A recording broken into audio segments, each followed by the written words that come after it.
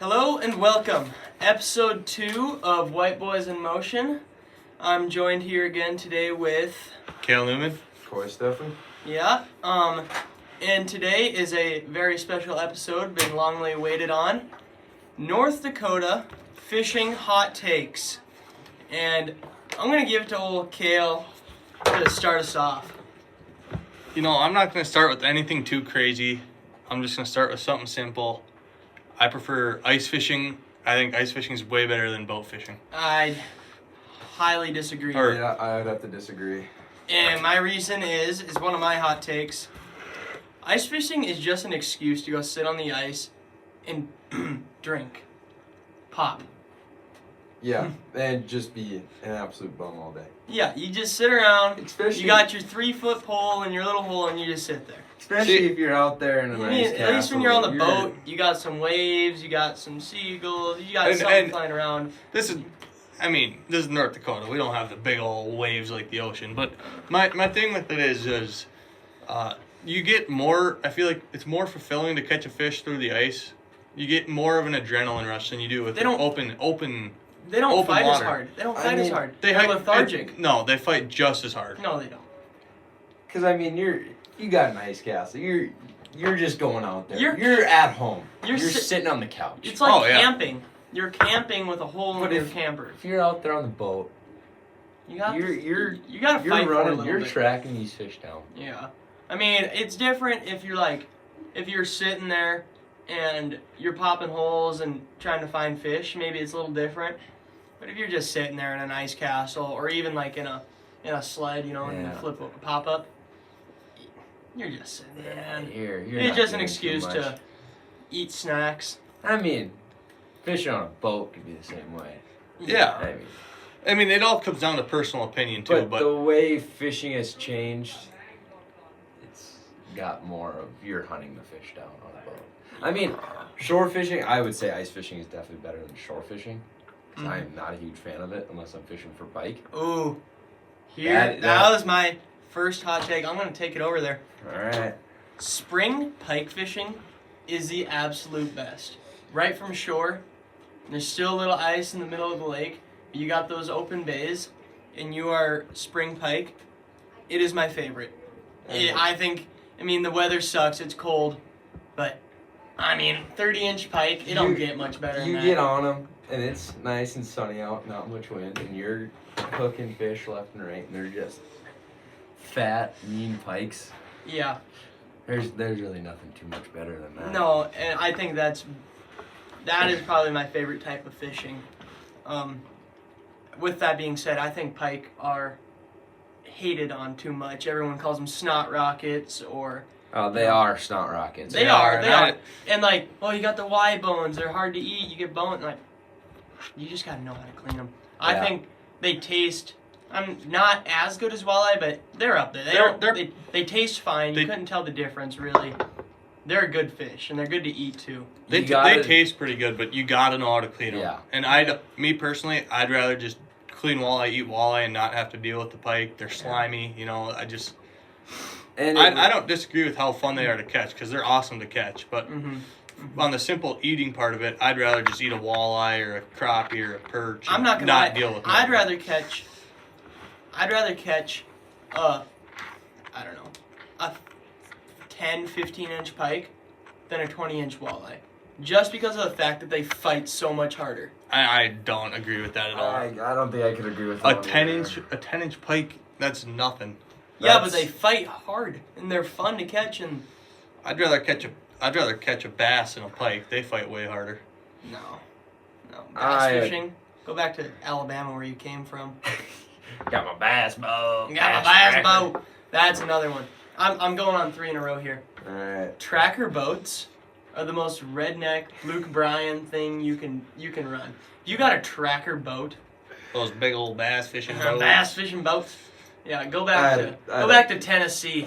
Yeah, I don't personally I'd want a have to bass agree fishing with boat. that. I'd never buy one. There's no reason to have North one. Dakota isn't big on bass fishing. No, we're But- not really known for our bass fishing. Yeah. Coy, don't say anything about LS yet. So pick a different one because that'll probably finish. We'll go us back off. to a little bit of the ice fishing. Kale's probably gonna disagree. Otter makes the best ice houses. By far. I don't even disagree. I own an Eskimo personally, and that's just what I have. I've never had an otter, so I can't knock them. But I will say, I will never buy a clam. I've heard their customer service sucks, and I've heard their zippers and their stitching rips really easy. Their zippers are kind of not very good. So I will never buy a clam. I would buy an Eskimo again, and I would definitely buy an otter. I've heard they're really good things about them. So Because we've owned clams. I don't mind mine. I have had to redo the zippers on them. Cade has an otter. Love that thing. He's had 2 of them. He's had a Freybill. Those are alright. Freybill is probably the best budget ice house, like bang for your buck. yep.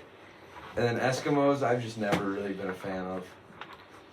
Because Dason had one, and everyone he's had, stitching is always torn on them. Yeah, and I have one, and it's been perfectly fine. My cousin has one. He loves his Eskimo. But I think it depends on which ones you get, too. And that's with any company. Mm-hmm. Because if you get one that's not as highest quality or some of those older ones, they're going to be not great no matter what. Mm-hmm.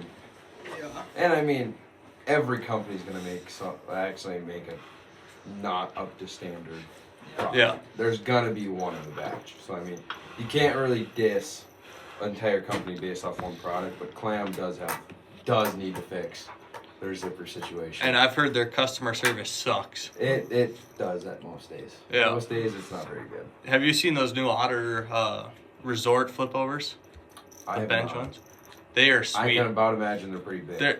They're probably as big as a pop-up. You can fit 2 cots in them that connect on your sled. I mean, they're just... If I were to buy a new one, that's what I'd buy. I'm sure they're pretty spendy, but Only like $1,600. No. and Only. me personally, I don't really feel like dragging around that big of an ice house. No, I agree. It's definitely got to be You need pulled with a four-wheeler. Yeah.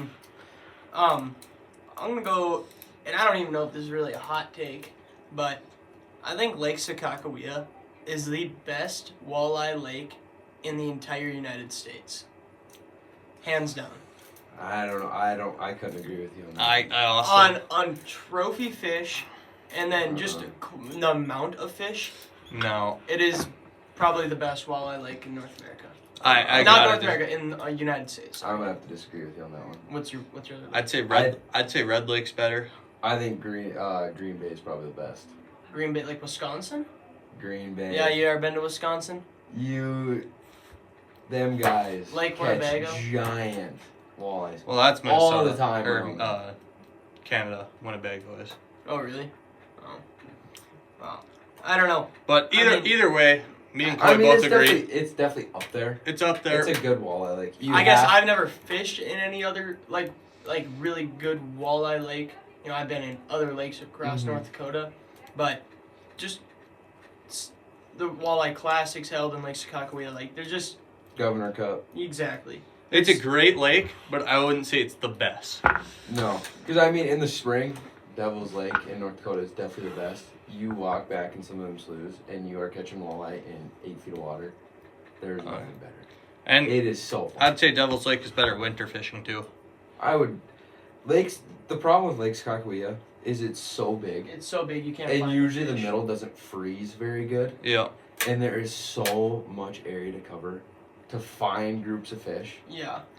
But in the summer, I'd 100% say Sakakawea is the best in North Dakota. Yeah. Like I remember fishing July 4th, and we were catching. I mean, granted they weren't huge walleye; they're all 10 to 15 to 20 inches.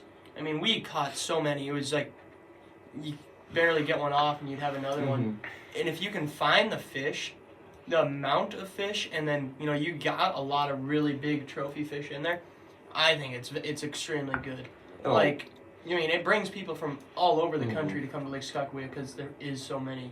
And So the good. biggest thing is trying to there's so many fish when you find these schools of walleye in Lake Sakakawea, and you're trying to catch big ones. It is so hard to get to them without having other fish try to take it. Yeah.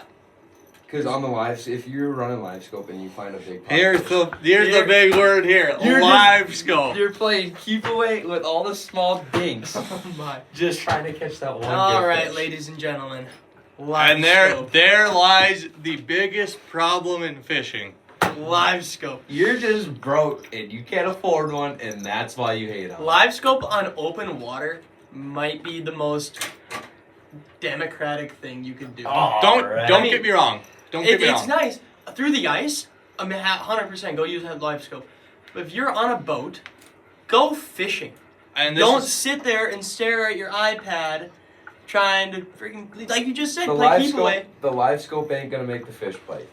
it doesn't. And I agree with Coy, and I'll defend him a little bit because I've been around them now for a little bit. They are awesome. And if you're gonna invest $5,000 into a live scope, use it on your boat. Use it on the ice. You're not gonna pay for it just to use it 3 Yeah. months out of the year. That's my opinion. Now, I do think that when people are, hey, I'm going to point it 100 feet in this direction and go chase fish, I think that gets to be a problem. But you got to use your tools that you have. But side scan does pretty much the same thing. You can shoot over 100 feet out each side of your boat with side scan, but Yeah. nobody complains about that. No, I agree. And I think that I just don't like the in fact today's that, go ahead. in today's day and age, I don't think live scope, like, compared to other transducers with, like you said, the side imaging, is that big of a difference. It's just the fact that you can see in front of you or any direction you point it at instead of just out the sides. I don't know. I just feel like if you're out there fishing, granted, ice fishing, go ahead, use your live scope. That's awesome. But if you're sitting there on your boat, it's a nice day, and you're sitting there just being an iPad kid, you might as well just go home and watch YouTube because that's all you're doing anyways. You watch the National Walleye Tour. What are all them guys doing? Yeah, staring They're at the shark screen. shooting on a live scope. Staring at a screen. I think it's like taking away from. Now it's not even fishing. It's just catching and casting at the big fish on live scope. Like, it just kind of like takes away from the actual fact that you're out there fishing. You know what I mean? I could see that. I could understand that. But if I'm going out for a day and I'm just looking to relax, catch a few fish, I'm probably pulling bottom bouncers Mm-hmm. because that is what is usually the best on Lake Skakawea in the summer. But if there's I'm looking for a big fish and I'm trying to catch take some to get a good limit to take home, I'm gonna be using the live scope. And if you have it, why wouldn't you use it? Exactly. Yeah, I mean, but I can't knock a guy for using it, and I got a tournament this weekend. We're going to use live scope because if you're going to win a Everybody tournament, else is gonna be using it. that's how you got to use it to win or try to compete. Every- With that being said, I think live scopes are awesome, great tool, but a flasher will always have a place in Oh, ice yeah. fishing. Oh yeah. you're There talking is- like a Vexillor. Like Yeah, a like a Vexlar, Vexlar. or, yeah.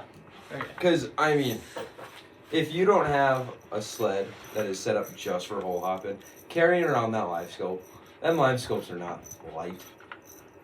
They do make hole hopping ones. Mm-hmm. They're still, even still, they're not light at all. When I go hole hopping, I'm taking just my Vexy. Because I And don't even- feel like carrying around a 15-pound setup. I'm sitting And this. drilling two I'm holes. sitting the same flip over as my buddy who has a live scope. We have it in the middle. I'm putting my Vexlar down my hole because it's more responsive than the Yeah, live there scope is a is. little bit of lag on the Vexy or on a live scope. Which not a big deal at all. Mhm. But I like seeing that instant responsiveness Yeah. and just seeing. You can definitely see it way better. I don't think flashers are ever gonna get on it. I think there's always gonna be a place for them. I do Well, too. the fact And the the fact that they're way cheaper. I was Like saying. guys that Mhm. aren't so serious about ice fishing, Yeah. they're always gonna have a Vexy or some sort like that because I'd like to get into ice fishing. I'm not a huge ice fisherman. Every time I go, it's either Coy or Steve.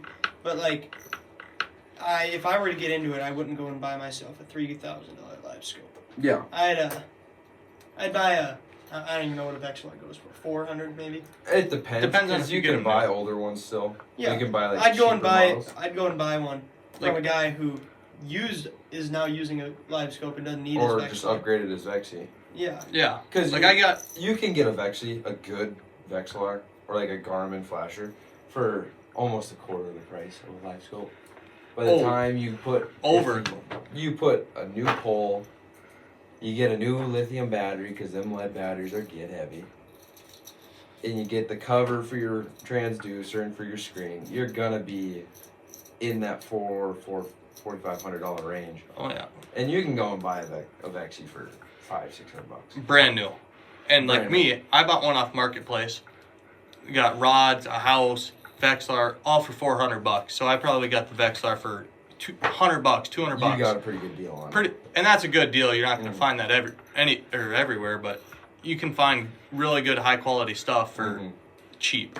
Yeah, relatively cheap. I got another one. Barometric pressure is a bunch of liberal propaganda. I don't think so. I don't think it has much to do with fishing. I think it's just a good excuse for why you're not catching. I strongly disagree. I've never really looked at it. If I'm going fishing, I don't have every day to fish. So if there's a day I can go fishing, I'm going fishing. Oh, I don't care what the pressure is. I'm going. Oh, I completely agree. So I don't really know too much about it. I've never really looked into it. I've looked into it a little bit, and I think it does change how they're biting and how they react to stuff. I think it makes them a lot more finicky. But with that, like you said, we're in school 5 days a week. If I can go fishing on the weekend, I don't care what the pressure is. I'm going to go fishing. But I do think it makes a difference on how fish react. It might. I can't say too much on it. I guess I'll give one here. North Dakota should have a slot limit for walleyes. I don't know what that is. Yeah. So you can't keep like anything over 25 inches. Like you can keep anything from 16 to 23 inches. That's I your agree. keeper size. I was just say, like me personally, I keep anything over 14 and a half. Yeah. And then I So usually what about guys that catch a mondo and want to get it mounted? Most guys usually just take measurements. Measurements and lots of pictures. Lots of pictures and measurements, and then you get a replica. Yeah. That's how I would do it, personally. And if Because you're they catching, usually last longer, I'm pretty sure.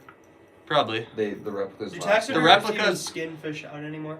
I don't think they really do anymore. I think it's all just But I'm plastic, and I can't say for sure. I'm not no taxidermist. So I really But don't if you were to catch, let's just say a 35-inch walleye and want to get it mounted, I can't knock you for doing it. But I'm sitting. Then you gotta let the big girls go, you know. I think And so. that's like with hunting. You got a big ranch. You got herd management. You gotta kind of want to keep genetics there, because you're not gonna. Most guys, you watch YouTube videos. These guys with whitetail hunting, they're not gonna shoot a 180-inch 3-year-old. They're probably gonna let them go. Yeah. Especially on those TV like Drury Outdoors or whatever. They're gonna let a 3-year-old 180-inch walk just to keep the genetics around and let them get bigger. I agree. And I feel like if you catch big old walleye or anything really, it's a female. Let them go. Let them grow. Kind of deal. Because I mean, Minnesota's got a slot limit. I'm pretty sure Wisconsin does. I know some Canadian provinces do. Yeah, and I agree. I think, and to be honest, like a 26-inch walleye isn't that great to eat anyways. Like they're not. I don't think you can tell the difference between an old fish and I a don't young really fish. know. Because growing up, we've never kept anything over that 25-inch. Yeah, we capped it at like 23 usually. Yeah. You're gonna get a good chunk of meat off a 23-inch walleye. Oh yeah, you don't need a 25, 26-inch walleye to get a good chunk. You get even good chunks off of 18, 17s. Here's the next one for you. Hard houses are nice, permanents are nice, but you're never gonna catch big fish there. I mean, you might get lucky, but that's not how you catch the big fish. I think I can agree with you. You're talking like on an the ice castle? level. Yeah, like an ice castle. Someone's got one set Usually- up there all winter. Most guys, unless they just have history in one spot, they're gonna set it up there. But most guys that take it somewhat serious, they're gonna go out with a portable, or just And buy find it a nice out in spot nothing. and then drop it. Find a spot where they're catching fish, good sized fish. Then they'll set up that hard house, and then maybe go and roll through. Maybe, but I mean, it's not impossible, but I feel like I think you have a higher chance of just hopping around a lake. yeah, You have a higher chance of just and that's what I catching mean. a big one doing You it. might get lucky and have one roll through, but you're better off just going around and trying to find those fish rather than setting up and have them come to you. I could agree with that. I got another one. catching jumbo perch is better than catching a decent sized walleye. I've never caught a perch, fun fact, so I can't say There for is sure. something about going out and just slaying jumbo perch. Yeah, I really don't know too much about perch. I mean, I've caught a few, but I feel like it's hard to beat. Hard to beat a Walter. Because they fight This is pretty what- good because you're using if you're using the right gear, so like an ultralight or a light rod. Light rod. The fight's gonna feel pretty good, and they're not usually as finicky as a walleye. Mm-hmm. They're pretty aggressive. Perch They're are. pretty aggressive, and when they come through, it is a big school. And that's where I think there's some variable. I'd rather catch, one walleye than one perch. Yeah. But if you're getting on that school of perch, I think that'd be And there is awesome. some slabs in there. It is so fun. I got one. Fly fishing is probably one of the most rewarding kinds of fishing there is. I mean, if you've ever caught one on a fly rod, it is awesome. I mean, it is. Never done it. I've never fly fished, so I have no I've I've been seen- fly fishing a couple times. I go out to Harmony and catch some. Mhm. It's so rewarding. Like a little. I mean, I caught crappie, like I'm not even joking. Like a 6-inch crappie out of Harmony. It is like so much fun. It's so rewarding too, and I can see why guys like make it their whole personality, like trout fishing and stuff. I mean, it is a blast. It's hard to get, hard to do, but one of my lifetime goals before I die is I want to catch a pike on a fly rod. That Clay does that. Mm-hmm. Clay does that a lot, and it looks really fun. And to be a good fly fisherman, it actually takes practice. Yeah, like You have to put in the hours to be good with a fly rod. yeah. Yeah, you can't just walk out and just do it. You gotta You learn gotta take how. some You gotta time take to some learn. time. Yeah. Got to But- learn how to tie your flies. And Yeah. On the rod topic, 13 Fishing, the brand, their rods are amazing. I have a wouldn't say few of 'em. amazing. They're good. I think they're I don't good think bang for I the don't, buck.